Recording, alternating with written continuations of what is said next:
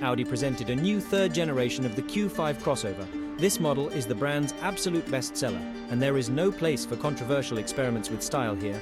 Only solutions tested on other Audis are used. In terms of dimensions, the new Q5 has remained virtually unchanged compared to the second generation model.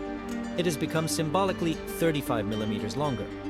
The new design style is much less formal and more emotional, but without pretentiousness.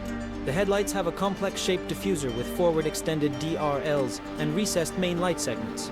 This solution gives rise to associations with the frowning gaze of a living creature. The rear part is less original. The lights are united by an additional horizontal light-emitting segment, a very common solution on Chinese crossovers. From the original, the Q5 does not have a molding for a license plate. It is attached to the fifth door, as if arbitrarily. An additional projection brake light is mounted in the spoiler above the fifth door window on the inside. When braking, its projection is reflected across the entire width of the upper edge of the glass. It is impossible not to notice. The interior of the Q5 is designed in the style of the new Audi A5, A6 and Q6. The central part of the console is turned towards the driver and serves, among other things, as a base for the right half of the curved tablet, with displays for the instrument panel and multimedia. Their diagonals are 11.9 and 14.5 inches, respectively. If this is not enough, you can order an optional 10.9-inch display for the front passenger. The sofa in the second row of seats retains longitudinal adjustment. The volume of luggage space is from 520 liters to 1,473 liters, with the back of the sofa folded.